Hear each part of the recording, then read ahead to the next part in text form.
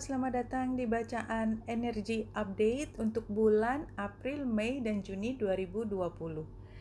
Bahasan utama adalah dengan menggunakan chart astrologi dan dikombinasi dengan spirit animal oracle cards.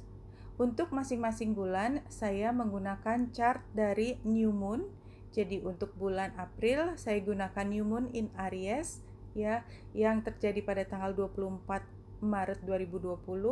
Untuk bulan Mei saya menggunakan chart New Moon di Taurus tanggal 23 April 2020, dan untuk bulan Juni chart yang dibaca adalah tanggal 23 Mei 2020, yaitu ketika New Moon di Gemini. Teman-teman, ini adalah untuk Leo, Ascendant, Matahari, dan Bulan. Untuk chart astrologi, walaupun bisa digunakan ketiganya, tetapi yang paling tepat biasanya adalah ascendant atau rising sign. Dan ambil jika resonate, lepaskan jika tidak resonate. Saya akan juga menyebutkan kata dekan, ya. Dekan di sini adalah kalau kita bicara mengenai derajat di dalam ini, karena ada 0 sampai 29 atau total 30 derajat. Dekan pertama adalah kalau kita gunakan matahari adalah 10 hari pertama tanggal lahir dalam zodiak tersebut. Ini dalam hal ini adalah Leo. Dekan kedua adalah 10 hari kedua, dan dekan ketiga adalah 10 hari ketiga. Ya, dalam hal ini lebih banyak cocok untuk dekan yang kedua dan ketiga barangkali, karena memang ini berada di awal derajat. Oke. Teman-teman Leo, kita mulai bacaan pertama dengan bulan baru di Aries. Buat Leo, dekan pertama ini berada di rumah ke-9, ya. 1 2 3 4 5 6 7 8 9. Tetapi buat dekan kedua dan ketiga ini masih berada di rumah ke-8.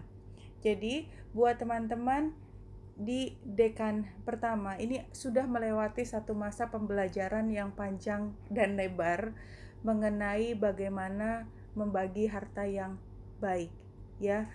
Bagaimana berhadapan dengan masalah terkait keintiman, bahwa di situ diperlukan selain logika, data, dan semua kejelasan, tetapi di situ juga memerlukan hati, ya, intensi yang terbaik dan sayang menyayangi. Kenapa? Karena biasanya kalau kita memiliki harta bersama itu karena kita diikat oleh satu ikatan tertentu, misalnya dalam keluarga, ya, harta warisan atau suami istri, atau ya tentu saja juga di situ termasuk di dalamnya adalah hubungan yang intim, ya. Tentunya ini bicara mengenai sesuatu yang sudah saling mengikat, memiliki hubungan emosional yang mendalam, dan jika terjadi masalah, dan ini dilihat dari Chiron dan Lilith, maka pemecahannya pun sangat sensitif. Diperlukan kehati-hatian, walaupun tetap pada akhirnya aturan, ya, informasi yang benar, kebenaran, keadilan tetap menjadi utamanya. Oke, dan buat teman-teman yang lahir di dekan pertama itu sudah belajar banyak, sementara yang dekan kedua dan ketiga barangkali masih bergulat dengan masalah tersebut. Di sini, ketika sudah bisa melewati masalah yang rumit tersebut, maka akan mendapatkan satu hikmah yang besar. Ketika semua keputusan sudah bisa tercapai kesepakatan, maka ada perkembangan yang dimungkinkan mulai di titik tolak kesepakatan tersebut, ya. Kita lihat satu kartu yang pertama menggambarkan bulan April buat Leo adalah misteri, ya. Bahwasanya yang namanya pemecahan di dalam kaitannya dengan hubungan yang intim, dalam harta milik bersama, kedekatan, dan semua yang mengikat di dalam satu darah atau di dalam satu lingkup yang besar, itu semua tidak ada resepnya, tidak ada cara yang paling jitu. Semuanya tergantung dari orang masing-masing. Di situ dibutuhkan kemampuan dari setiap orang untuk benar-benar bisa memahami satu dengan yang lainnya. Kenapa? Karena memang sukar dan sangat sensitif, misteri, links di sini. Jadi semua bergerak berdasarkan intuisi, berdasarkan apa yang memanggil di hati. Itu. Jadi teman-teman Leo, pada bulan April di sini pesannya adalah gunakan intuisimu, cari pemecahan yang paling memanggil hatimu. Jika logikamu terlalu menguasai, kembalikan ke dalam hati apa yang paling memanggil dirimu. Oke, kita masuk ke bulan Mei. Kita lihat chartnya yang new moon di Taurus. Kita lihat bulan dan matahari sudah masuk Taurus ya. Buat Leo ini ada di rumah ke-10. Jadi tadi saya bicara tentang dekan, maka buat semua Leo ini berada di rumah ke-9 dan rumah ke-10. Jadi energinya adalah ketika ada satu titik tolak, dimungkinkan untuk ekspansi. Jadi kalau kesepakatan itu sudah didapat, misalnya dalam bisnis, ya, di dalam bisnis setelah ada perkara yang agak lama diselesaikan, pada akhirnya mencapai titik di mana kesepakatan itu bisa dicapai, maka dimungkinkan ya apapun harta atau kesepakatan itu kan bisa dilikuidasi dan kemudian dipakai untuk satu usaha. Makanya bisa mulai usaha baru pada bulan Mei atau bulan April buat teman-teman yang sudah sampai pada tahap tersebut. Ya, ini adalah saat dimana kesepakatan yang baru, yang berikut akan diambil. Dan kita lihat untuk mencapai kesepakatan yang berikut ini juga membutuhkan satu ketelitian yang luar biasa.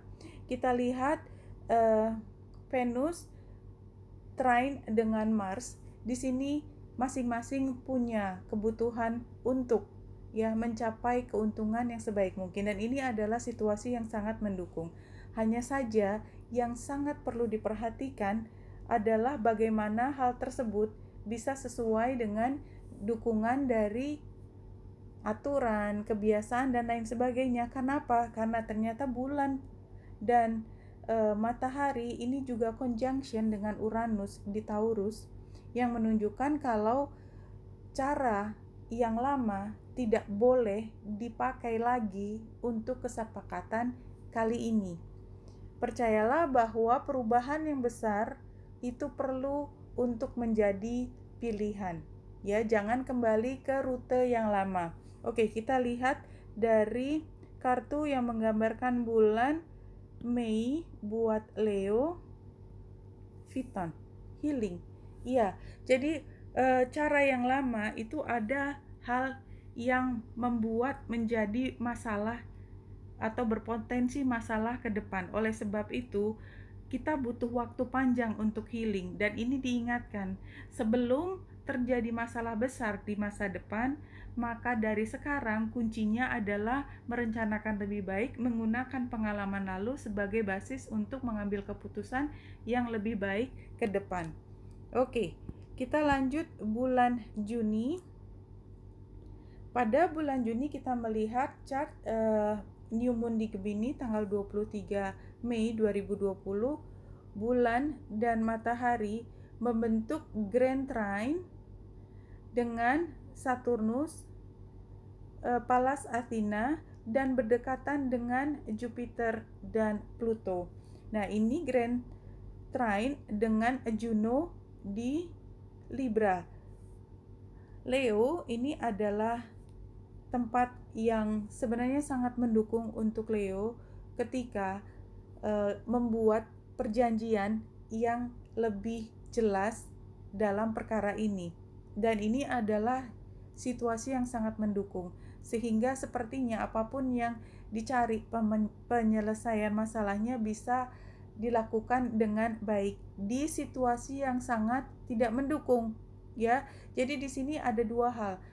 Kesepakatan bisa dicapai dengan baik, tapi situasinya tidak terlalu menguntungkan. Kenapa begitu? Karena kita lihat semua banyak planet yang menjadi transit pada saat ini adalah retrograde. Jadi situasinya tidak jelas, kemungkinan masih ada perubahan, tetapi pada saat ini, pada bulan Juni bisa diperoleh satu kesepakatan tertentu. Oleh sebab itu, ketika komunikasi baik, walaupun di tengah kekurangan informasi, maka pastikan bahwa kesepakatan baru memasukkan klausul, apapun istilahnya klausul atau tambahan, atau perlu juga diingat bahwa perubahan ke depan nanti akan dilakukan perjanjian yang berikutnya atau akan diamandemen yang berikutnya, tetapi sudah dituliskan atau sudah diantisipasi. Oke, kita lihat satu kartu untuk bulan Juni buat Leo. Cleansing, ya, pada saat ini adalah membuat daftar apapun yang kita butuhkan, ya. Kemudian dari daftar tersebut kita belum tahu yang mana yang menjadi prioritas, mana yang perlu didahulukan, mana yang tidak mungkin dilakukan, dan mana yang menjadi pertanda bahwa ini adalah masalah. Oleh sebab itu, penting buat Leo pada saat ini adalah membuat telaahan, buat analisis dari sekian situasi yang kemungkinan bisa dihadapi oleh Leo ke depan. Ini adalah hal-hal yang perlu diperhatikan untuk dipantau lebih dekat. Oke, Leo, kita lihat rangkuman dari 3 bulan ini, April, Mei, Juni, dengan 3 kart. Bacaannya, saya akan memilih 3 kartu ini secara acak, dan apa informasi yang bisa diambil untuk bulan April, Mei, Juni. Ini adalah challenge-nya, creativity.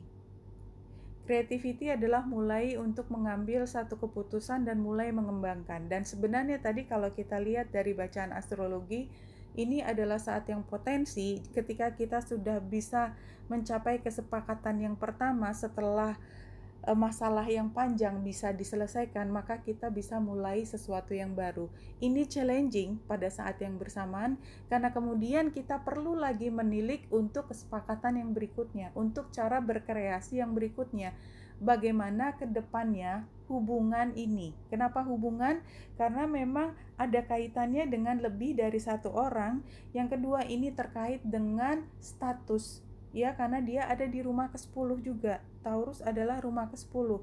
Jadi semuanya akan menjadi pusat perhatian. Oleh sebab itu, sangat penting untuk memastikan bahwa dalam membuat satu keputusan yang dipantau oleh banyak orang dan akan dilihat lagi pada saatnya nanti, itu untuk mencapai kesepakatan bersama, ya.